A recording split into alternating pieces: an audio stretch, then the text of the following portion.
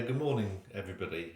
So this slideshow is actually the very last lesson in the coverage of the specification, sort of 2 years, or nearly 2 years on, and we've now reached the end of the very last topic, which is about social class and social mobility, particularly after World War II, although we'll do quite a lot of recapping as we go through. This will be a double video. Obviously I'm recording this in 2020 in April, which is the time of the lockdown. If we were in school, we would spend 2 lessons on this particular topic. I think there's too much content to cover in just one video. I think my voice will probably crack if I try to do that anyway. So what I'll do is I'll go to a halfway point, convenient halfway point, and then I'll end this video, and then I'll do part 2 on the day of our next lesson. Okay, so let's just push on. No, actually, before we push on, have a quick look at the diagram on the front, which kind of captures one of the key points that we'll be moving towards in the lesson, particularly when we get to the sort of like final strand, which is the idea of social levelling. And you can hopefully see there that comparing 1871 with 1990, one of the sort of key points, one of the key developments over the 120 years is a sort of expansion of the German middle classes, in particular the sort of white collar workers. The size of that social group got bigger and bigger and bigger, and to a large extent that was drawn from the lower classes who were able to move upwards. So correspondingly, the lower classes shrunk in size, and also of note, of course, at the end of the war, primarily because of East Germany becoming communist. Effectively, the big landowning elites, the Prussian elites, the upper classes, were in effect eradicated as a social group. So the argument we're sort of moving towards is that the current, as we reach 1990, West Germany, that's specifically what the specification looks at, arguably had become a middle-class levelled society, which is what that diagram represents. Levelled in the sense that the gap between rich and poor has enormously shrunk over the 120 years, and by far the largest social group that existed by 1990 were of the middle classes. So that's what that shows. Okay. In terms of context, we're now at the end. This is just the very last strand. So we're wrapping up really. It's section C of the specification, which is the breadth study question on the paper, where you've got to write a question that covers the whole. You've got to write an answer to a question that covers the whole 120 hours, not hours, years. We've previously wrapped up the development of the German economy, which is one of the key strands. Remember, the likely combination you're going to get, you've got to answer one question out of 2 in section C, and typically one of them will be on the development of the economy, the other one will be on the development of society. We finished the economy a couple of months ago now, and so we're now wrapping up the society, and we've basically reached a position. We've kind of hit the Nazi regime, but we haven't really focused in on society since World War II, which is what we're doing in these 2 lessons. In terms of reading, there are 2. There's actually remarkably little material on social classes in Germany since World War II. Certainly the textbook is very, very bitty. There's bits of information here and there, and when you go to those particular pages, you'll find just short paragraphs. Now, what I've done for you in this slideshow that I'm talking through in these 2 YouTube videos is much of that I've pulled together the points from the textbook in one place for you, and I'll talk you through those points as we come across them on the screen. But the general effect is really very sort of bitty information. If you go to the revision guide, and we'll look at this in a second, the Alan Farmer revision guide, and also the modelled answers at the back of the textbook, there's a little bit more substance that you can use. But by far the best material that I've come from, just basically reading around, buying my own books, are these two books here. A collection of essays, and within edited by Fulbrook, and within that collection of essays, there's an essay called East and West, Ossis and Vessis, and it's quite long, as you can see, 224 to 245, but the scan of that I'll put onto the Padlet page for you, and that by far is one of the best places to go to get social society information. And also go back to Williamson. Now, we used Williamson a lot when it came to when we did Depth Study 4, and the very last chapter in Williamson is about West German society, 1949, and here's the rub, to 1963. It doesn't go all the way to 1990, but there's some really excellent material in that chapter. And certainly looking at the modelled answers that are provided by the exam board, you talk about 120 years here, and it doesn't seem to matter that much, as long as you sort of like include some content from post-war Germany, then that's appears to be good enough for you to be able to access the very highest marks. And of course, a lot of the points about West Germany up to 1963 were valid anyway, up to 1990 as well. Okay, so those two books are really, really good. So, okay, so this particular page is saying to you, as suggested, is spend some time looking at the other material in the textbooks and the revision guide, because there's a lot that can help you. Okay, so for example, if you go to pages 90 to 91 in the revision book by Alan Farmer, there is a level 5 essay for you to look at. Okay, and that is an answer to the question, to what extent did the years 1871 to 1990 see a consistent advance in the rights and opportunities of women in Germany and West Germany? So read that, and as you read it, look at the marginal annotations and understand the attributes that helps this answer achieve the highest levels. That's very good on women, and it brings it all the way up to 1990. Okay, so that's the first thing you need to do. Then go to page 85, and there is an exercise called the spectrum of significance, and that's useful to get you thinking about how you can plan an answer to this question. To what extent was there increased social mobility in German and West German society in the years 1871 to 1990? So that's good. In the first specimen paper, okay, so again, you've got them on the Padlet page. There is and also on the website, so you can access those via the website. It takes you to the Padlet page. Okay, I think it's page 9 on the website. So in the first specimen paper, there is a question about the urban working class over time. Okay, and the question is: the German urban working class has grown steadily in importance and prosperity throughout the years 1871 to 1990. So go to the back of the mark scheme, and there is the indicative content to that particular question, and that gives you a lot of good material for how to answer that one. Next, in the second specimen paper, there is a question about the significance of World War I in triggering social change for women.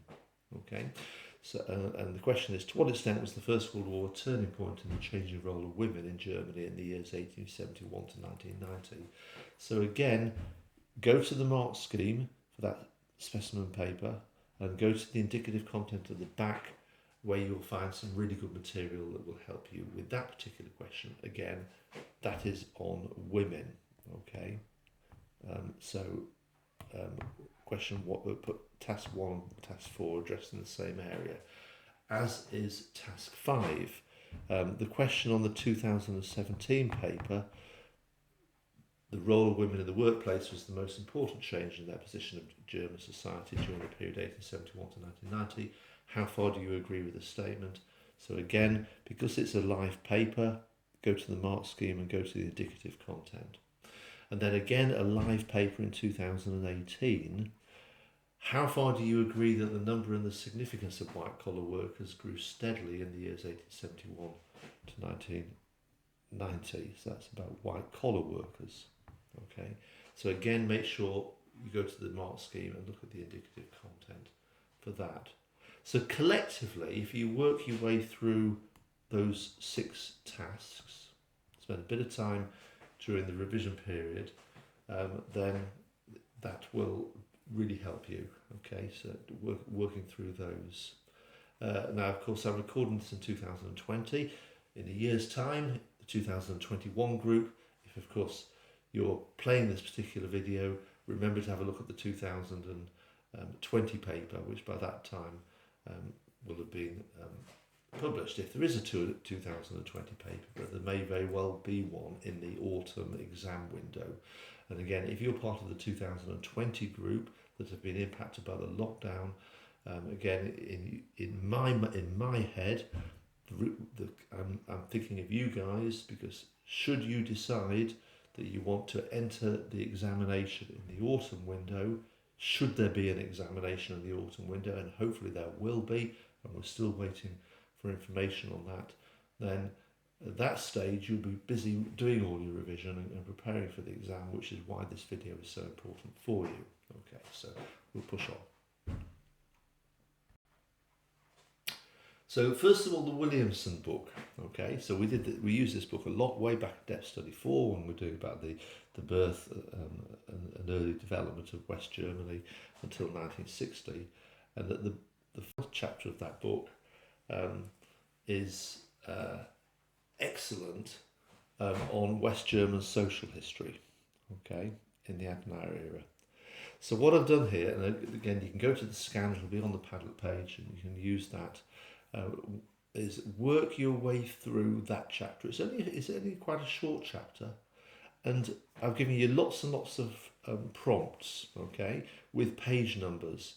And so just go straight to those pages and make the notes, okay?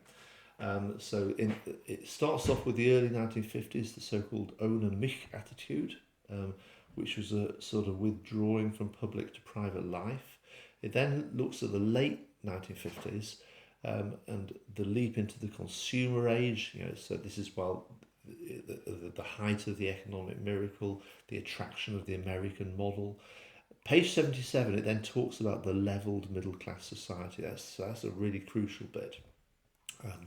Then there's also on page 77, there's some useful bit about the rural life, about living in the countryside in West Germany. There's some good information on page 77 about there was a partial restoration of the old elites, particularly in religion and education. So again, interesting point. Page 77 also, the transformation of power within flagship industries towards professional managers and shareholders. So that's sort of like very much about the in particular white collar workers. So good material there. The almost total destruction of the power of the old Prussian elite. So remember this video we started off with the social pyramid and we crossed off the bit at the top. So have a look at page 77 to 78 on that. Then on page 78 there's some good information about women. The growing equal rights for women. Okay, it was fairly slow off the mark in West Germany, but it did grow in the 1950s. Okay, so pick out the details. Article 3 of the Basic Law, the Civil Service Law of 1950, the revisions to the Civil Code of 1953 to 8, and Women's Independent Lifestyle. So that's all on page 78. Also on page 78, more on women. It just continues on to the next page. The old pre-war values for women were to some extent restored. Lovely points there about continuity and change, and that's what you're doing in this section C and C. You're covering 120 years. What the examiners want to see is that you understand the nuances, the subtleties, that change was not on a consistent rate. So that's a really nice little section there. And so it's all because it's all about change. The restoration of those old pre-war values acted as a brake on change. So the retreat into family in the early 1950s, the influence on government of the Catholic Church, and the Constitutional Court decision of December 1953, which you can pick up on page 78. I won't explain that here. Then you've got a nice, really interesting section on page 79 about Americanization of culture. And again, culture is part of society, particularly youth culture. So that's something you could bring in. The influence of Ernest Hemingway, blue jeans, Coca-Cola, Lucky Strike, cigarettes, etc. Then there's a good section about literature. Now, and again, much of this here is moving into culture, but given the opportunity, culture is so closely intertwined with the development of society that this is relevant material, and it's so powerful that you can just slip some of this in and it just will convince an examiner, wow, this person really knows their stuff about society. And it's so much better than the textbook, so much better. And that's what it's an opportunity for you to show that your knowledge is better than the other thousands of candidates out there who primarily will have only used the textbook. So the influence of D. Grupper, 47, that's a group of writers, Heinrich Böll, Gunter Grass. Gunter Grass wrote a very famous book called The Tin Drum. And the cultural resonance and controversy of these of desundering, and the Catholic reaction to desundering, and the appeal of the Heimat film genre in the early 1950s. So what we're moving into here is from literature into cinema. Okay, so I won't talk about it. It's all there, pages 79 to 80. It's very accessible and very good. More on the youth. Okay, the cultural battle and a backlash against what we call the Hausstock and the riots against Rock Around the Clock, the famous film of 1956 that sort of like in a way triggered the sort of rock generation. The double values of the German conservatives and older generations. So that's again useful material about the values.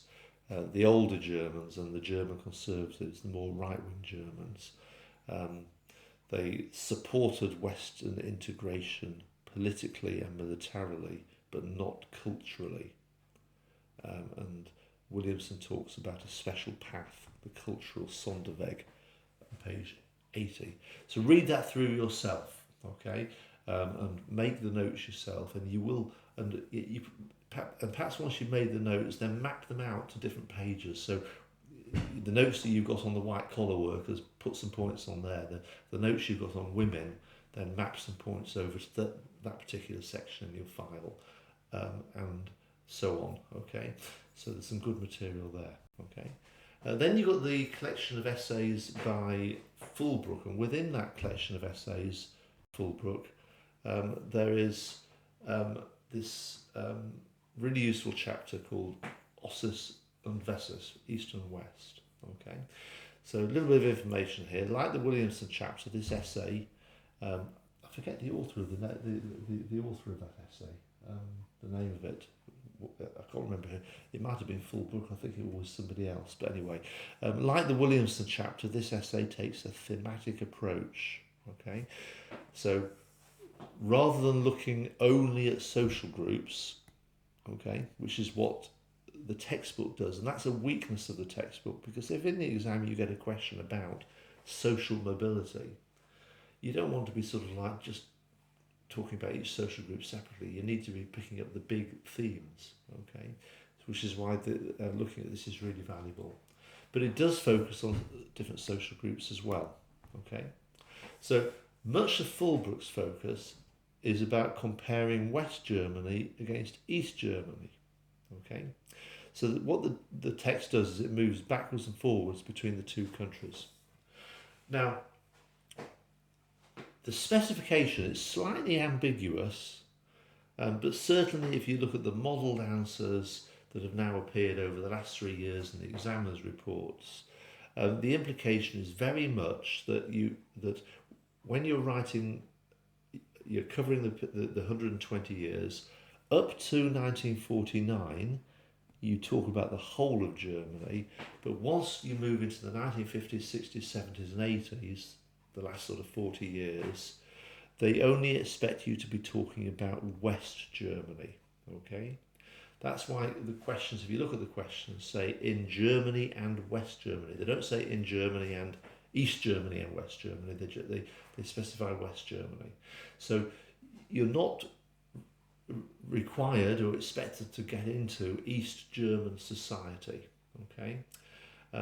So arguably when you read this fairly long chapter, when it comes to the bits about East German society, the information is not as important as West Germany. However, it is important because it gives context to your understanding. It helps you understand the bits about West Germany, if that makes sense.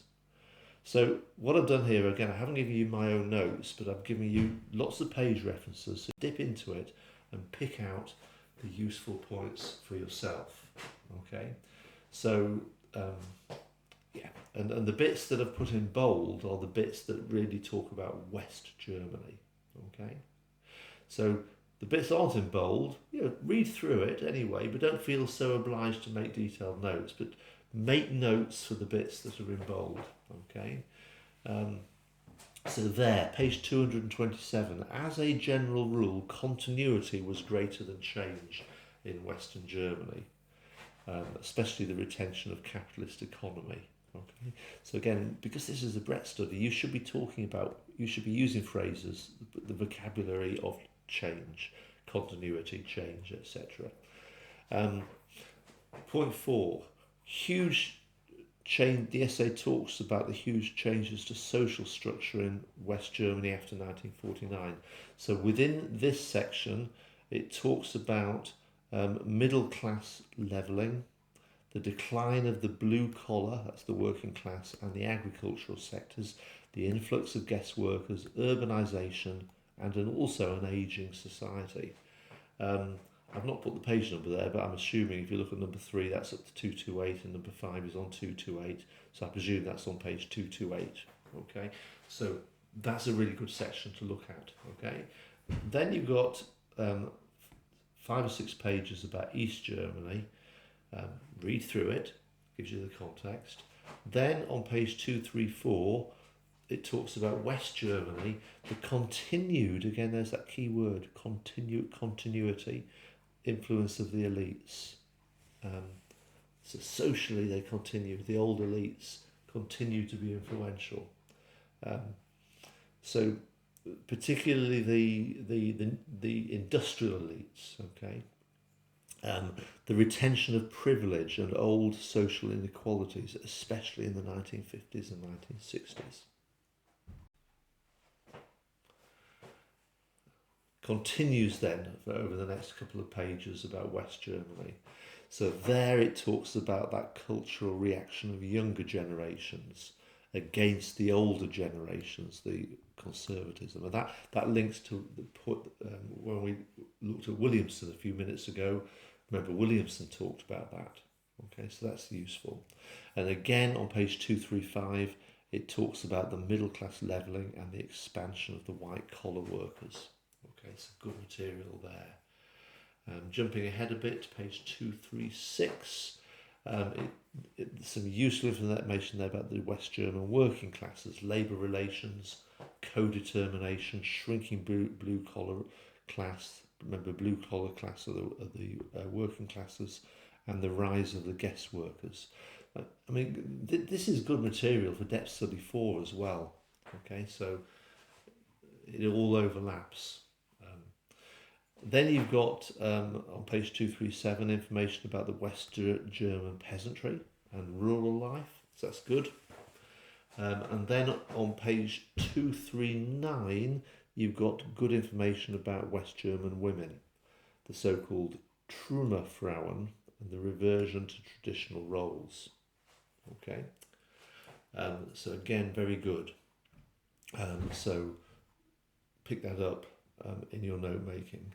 Then you've got at the end, page 240 to 41, regionalism in East Germany and West Germany. So that's about variations from social variance geographically from one part of Germany to the next.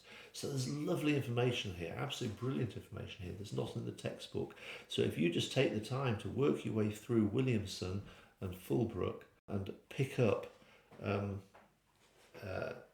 all these extra points and then slot them into your notes, your answer will be streets ahead of the bulk of the answers, because the bulk of the candidates will be used in the textbook, and the textbook is pretty limited. Okay, simple as that. Okay,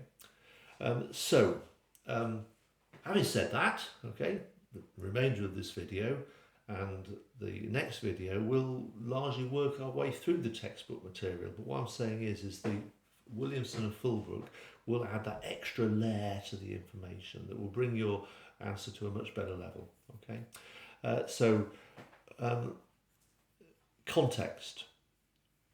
Since the start of the course, way back when you began, nearly 2 years ago, we have constantly covered social mobility in a large range of different lessons. Now, 7 of those lessons have been specifically about society, but I've emphasised again, and I've emphasised it before, that within the depth studies we talked about society as well. Okay, so when you're preparing for the examination, by all means bring in knowledge from the depth studies as relevant. Okay, and it works the other way around. When you're writing an essay in section B for the depth study, you can bring in information from your breadth study lessons. Okay, it all works together. So there are the lessons. Okay, way back, lesson 1, we did the social structure of Imperial Germany, which is that one. Then we did the growth of the urban working classes, which was there. Then we did the rural classes there. Then we did the artisan tradition there. Then we did the changing role of women.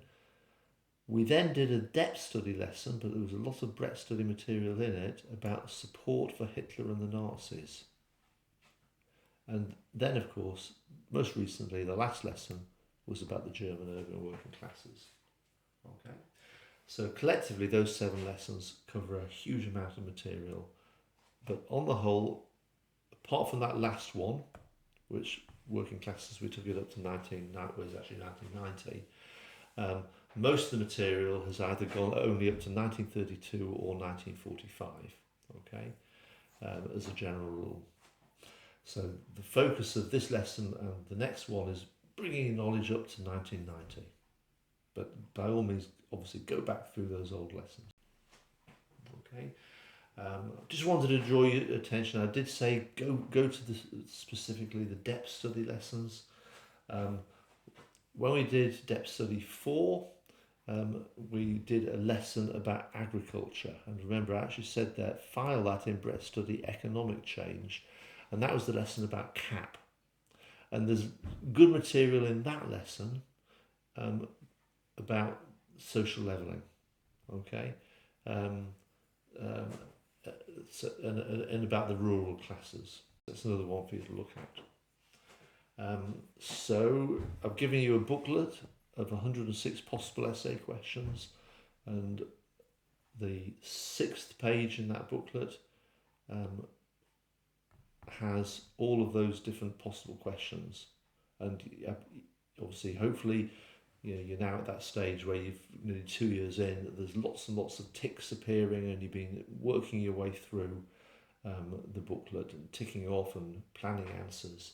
And clearly here, this is the final section of the course, so you should be working your way through those questions. And if you walk into the examination confident you could do any one of those 16 questions, then you will be absolutely well covered for the examinations. That's your sort of like a litmus test, so to speak. Okay, so we're now there, we're ready where we can start talking a bit of history. Okay, it was quite a lengthy run-in, but nevertheless an important one. So, the mind mapping. I think because we're breaking it down into 2 videos, I think in this video we'll look at the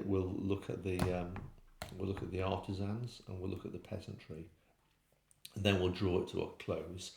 And then in video 2 we'll do the other 3 strands: the white collar workers, the women, and the middle class levelling debate. Big German word for that. Mittelstand, Gesellschaft. Okay, so by the time we finish the mind mapping, that's all of the in a nutshell information, but really emphasise there's further detail that sits beneath it. But hopefully that page gives you a really good sort of overview of many of the key issues, but I have to keep emphasising, add on top of that Williamson. Sorry, my pen's not working very well. It never works very well at the top. And the Fullbrook essay, the essay in the Fullbrook collection of essays. Okay, that is really, really important. Okay, that you do those things. Right, so start with the artisans. Okay, now this bit down to there we've already covered. It's from the old lesson, but nevertheless useful just to get a head back around it, and then this is new information there. Okay, so what are the points? Just zoom in a bit on it. In a nutshell, so artisans, remember, with the rural, in particular the rural lower middle classes, craft workers, okay, in particular, small businessmen, particularly in the rural communities. Now, in the Second Reich, 1871 to 1918, and the Weimar Republic, 1919 to 1933, their very existence was threatened, remember, by the forces unleashed by the Industrial Revolution. Another word for the artisans, remember, is Mittelstand. And they were threatened from above by the growth of big business. And they were threatened from below by the growth of the trade unions. So squeezed. Their very existence was under threat.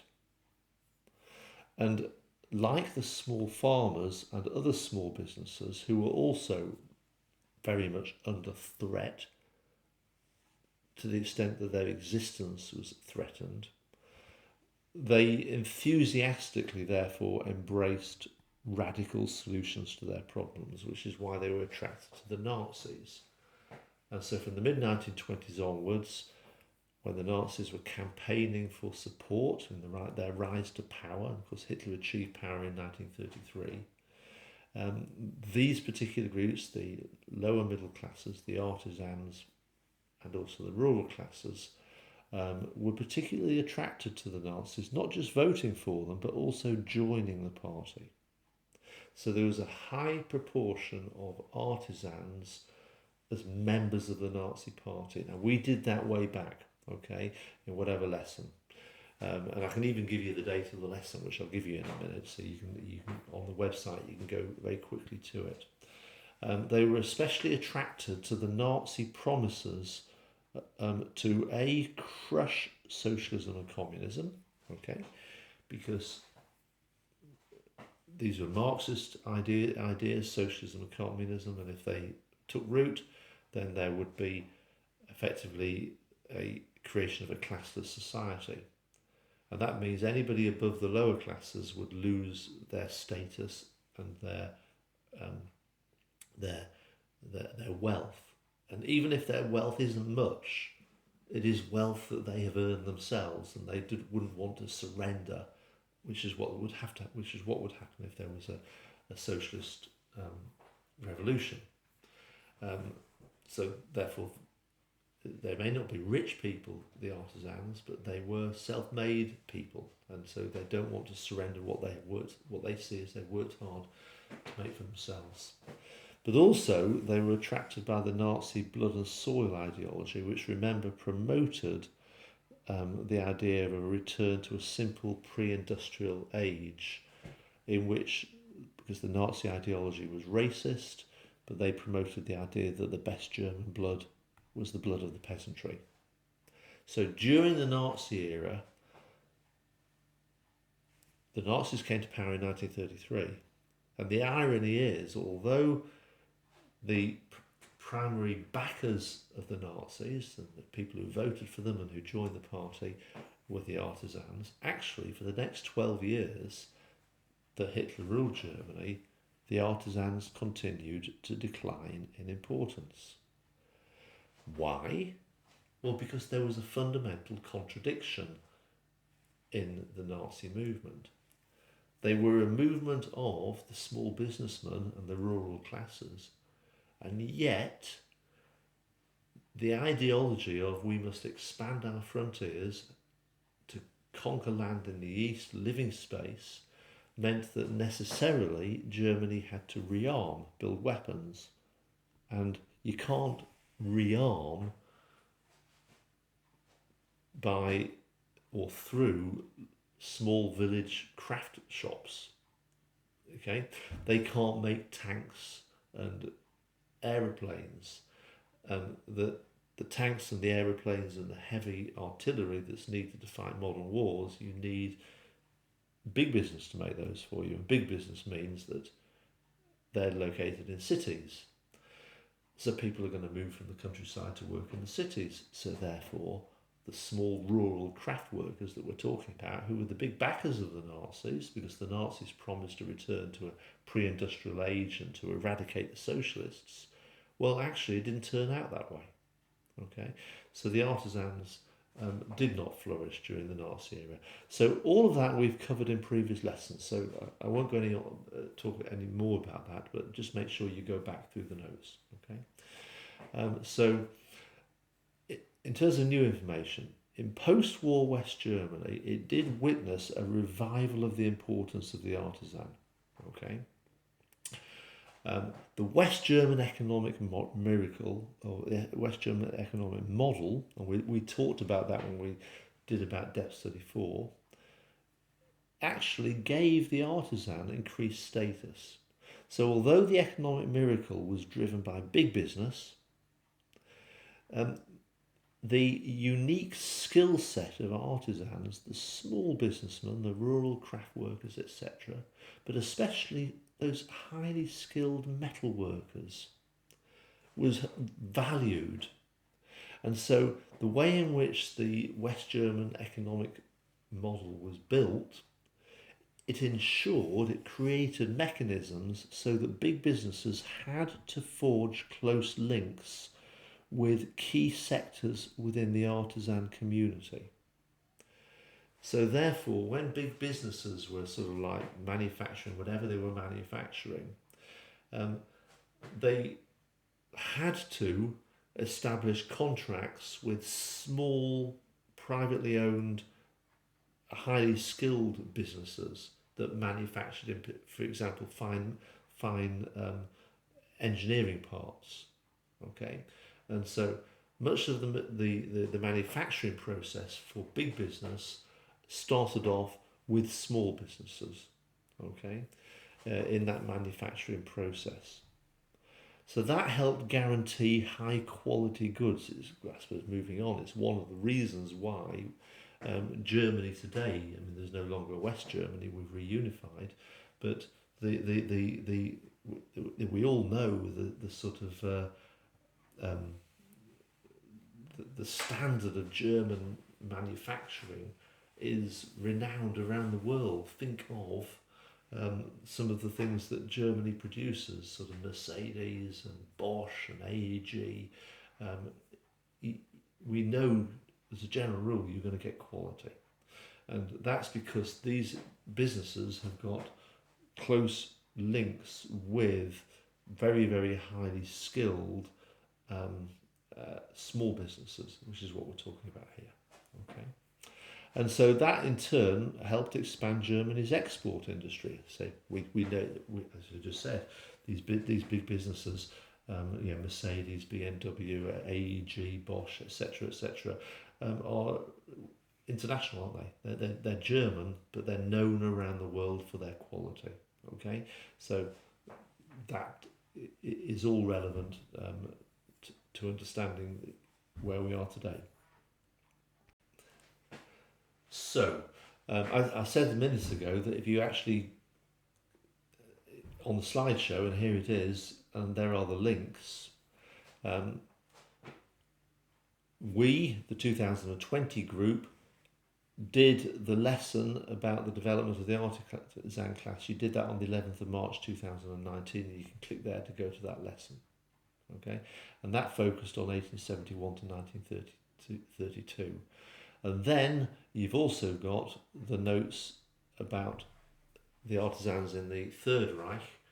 That was a lesson called How Extensive Was Support for Hitler and Nazism, and there was a good section within that about the artisan class. So again, that lesson was the 19th of July 2019. Note, just before the summer holidays, often when people are taking their foot off the pedal a little bit, hey, now it's important, go back to your notes and read that particular section, and you'll find some good material. Okay. And there's the information, as I say, the information in the textbook is bitty, it's dotted around all over the place, which makes it a bit difficult to digest, but I've put it all together in one place for you, so have a quick look through those points, okay? And again, there's some, although it's bitty, there is some good material in there, there's some good statistical information, but know it and learn it and use it, but I would say use Williamson and use Full Book to bring your notes up to a higher level, okay? So the artisans, also called the Mittelstand, declined during the Nazi era, largely due to the importance of rearmament, okay? It's a C-depth study for that. West Germany's economic growth was largely driven by big industry. The artisan tradition played a significant role in the economic recovery, given special status in the West German economic model. So they were responsible for overseeing and training skilled workers. So many of these sort of skilled artisans were employed by big business for training the workers. Okay, so that's one of the links that existed between the big business and the artisans. So as a result, by 1955, the number of over 3.5 million Germans were employed in artisan trades in comparison to 1 million. That's, nearly 4 times as many Germans were employed in artisan trades by 1955 in comparison to 1939. So you can sort of see how the artisan industry really shrunk during the Nazi era, because they did all this emphasis on just crude rearmament and big building projects, etc. But the West German state was very keen to sort of nurture and grow again the skills of the artisans. The type of artisan employment did, however, change. Okay, so a decline in one-man small craft workshops such as clothing and textiles. So there's some statistics there, but a corresponding increase in what we said, employment in small businesses that are linked to big industries such as skilled metalworking. And so that cooperation between big industry and the smaller skilled trades is significant, because as a result of that, it meant that small businesses that were linked to big business prospered financially in the sort of competitive economy of post-war West Germany. And that then had a knock-on effect for the worldwide reputation for the quality of West German exports, which is still there today in a united Germany, because it ensured that the artisan tradition maintained an important place in the economy from 1945 to 1990. So that's it on the artisans. We've got one more strand and then we'll finish this video, and that is the peasantry, the rural classes. So again, textbook experience is very bitty, so I keep emphasising it. I know I sound like a scratched record here, but go to Williamson and go to Fullbrook, use those page references and add to your notes, okay? Pick up the points that they're making, and it'll really give substance to your notes on this. Okay, so the peasantry. There again, so is our big... Okay, there is the previous slide. So I won't read it through with you, okay? But that was our lesson about rural life 1871 to 1932. So if I just zoom in, we looked at the landowning elites 1871 to 1914, so have a read of that.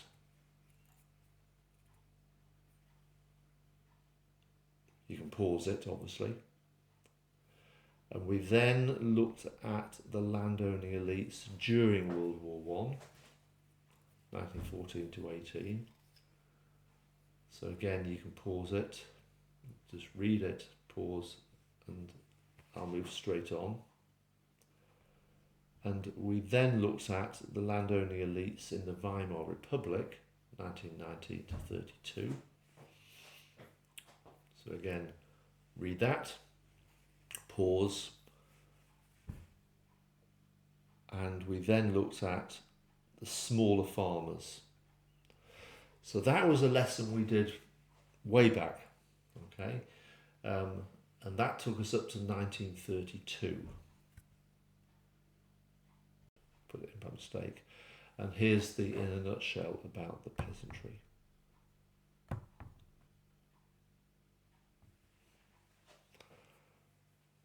Okay, so again, the information down to that point we have covered in the previous lessons, but I'll talk it through again, and here's the new information that sits in the next slide, but summarised for you. Okay, so let's go through. So in the Second Reich and Weimar Germany, okay, so see the lesson Rural Classes 1871 to 1932, plus the previous slide which summarises that lesson, okay. That previous slide that I whizzed through gave you a summary of that lesson, the Rural Classes 1871 to 1932. I can't go back to it because I think that disrupts my video because I'm jumping backwards and forwards, or maybe I can. Let's see if this works. Okay, I'm going to go back. So we're now back to the slide I pulled up a minute ago, and here, this first bit is a summary of what we just looked at. Okay, so that's why I've referenced see the previous slide, which summarises that lesson. During Hitler's Third Reich, German farmers continued to be marginalised, especially the smallest farmers, primarily because of the emphasis on rearmament, which promoted urban development at the expense of rural communities.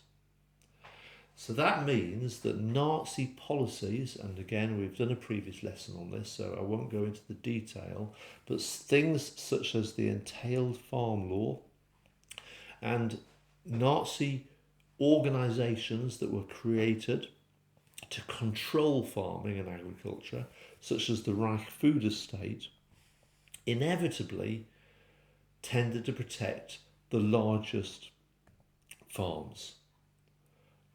To some extent, the medium-sized farms as well. The Reichenthal farm law tried to protect medium-sized farmers, but as a general rule, during the 12 years of Hitler's rule, the largest farms were seen to be more efficient, because remember, efficiency is all about what the Nazis were about. Okay, it was ruthless. It was about the weak go under and the strong survive. They promoted social Darwinism in everything they did.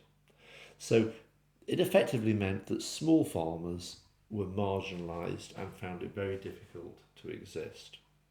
Okay, so that's the point, is that the smaller farmers didn't do particularly well during the 12 years. And that, as a general rule, had been part of the trend before 1933 as well. And that was the previous slide, which is all summarised for you there. The sort of like general flight from the land to the countryside. If you were to plot agriculture as a rural society as a graph, generally there was a downward sort of decline ever since 1871, and that decline just continued. In fact, it was accelerated during the Third Reich.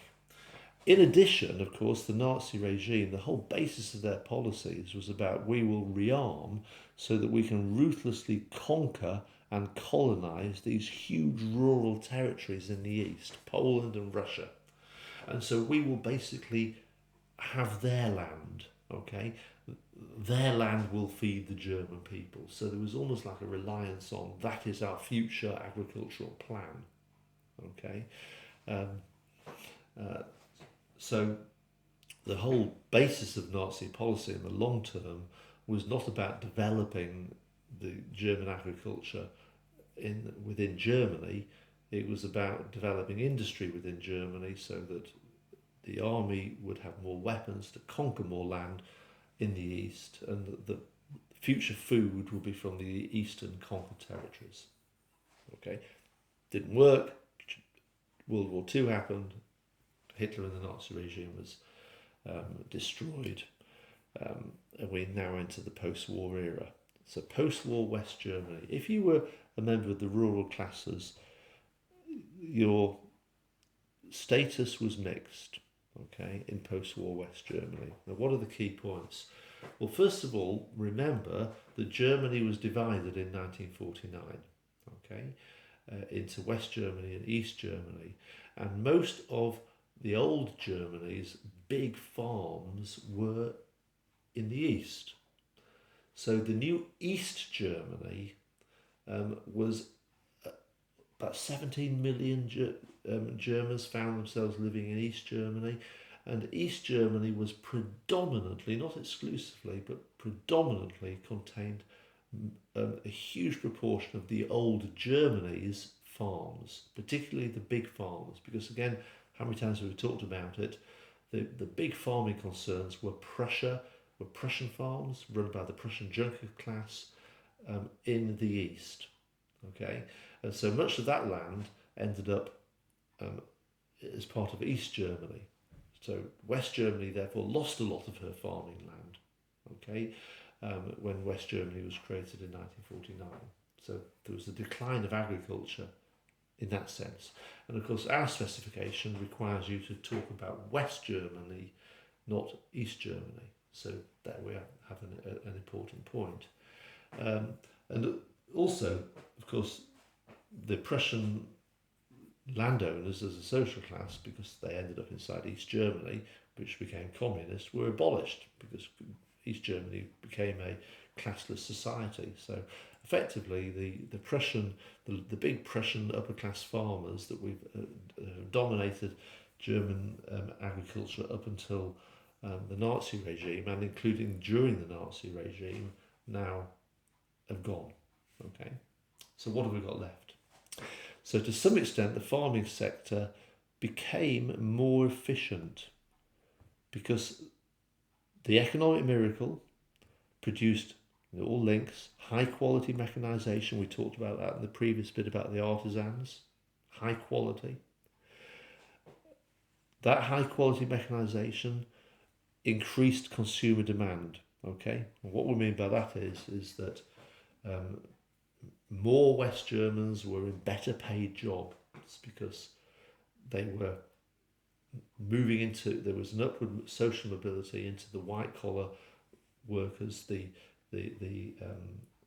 which we'll do in the next lesson, but also the artisans revived, big business revived, employment picked up. Germans were better paid. Remember, there was an 8% growth of the West German economy each year. So there was a lot of money in the pockets of West German people. There was increased consumer demand. So that in turn acted as a stimulus for the agricultural sector. Okay, people got money, they want to buy food. In addition, the Common Agricultural Policy, which we covered in a previous lesson, so I won't go through it again here, ensured that farmers benefited from subsidies and price guarantees. Okay, so there was that sort of guarantee of your continued existence because there were huge subsidies through the CAP and guarantees of the prices of your goods on the market. So the problem there is, knowing that you were secure, that actually created inefficiencies in some areas. So there was a tension. There was high quality mechanisation, but there was also a certain amount of inefficiency because of the guarantees that came with CAP. In addition, the ongoing movement from the countryside to the cities, okay, continued. Okay. And because of the economic miracle, inevitably it promoted the cities, the manufacturing cities and the new towns with services, banking, business, commerce, etc. They were the areas that grew, and of course they sucked from the countryside because people moved from the countryside to take up these new jobs. When you've got social mobility, then general rule, people will move towards where where the industry is. So that resulted in a 50% reduction of the size of rural communities in post-war West Germany. So what you've got left was small. German farms employed few people, but highly mechanised and supported by CAP. Okay. So I made a note there, see the previous depth study 4, okay, where we did notes about agriculture 1933 to 1990. That was all about CAP. Okay, and then finally for this particular video then is the detail that sits beneath it. Go to page 22 of the textbook and you've got this information there. So yes, there we are. In the Third Reich, small farms were marginalised. Okay, the drive for self-sufficiency resulted in tighter central control of farming, so that tended inevitably to promote the larger and the medium-sized farms. Then after the war, West German farms benefited from better farming practices, mechanisation, greater efficiency in the agricultural sector, consolidation of land into large farms, increased productivity. Farming machinery and agricultural prices were subsidised by the West German government and by CAP.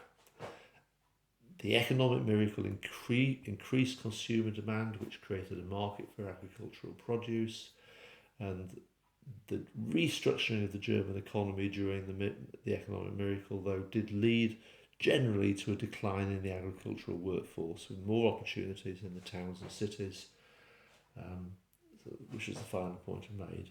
And again, there on the slideshow are just quick links that take you to the relevant lessons.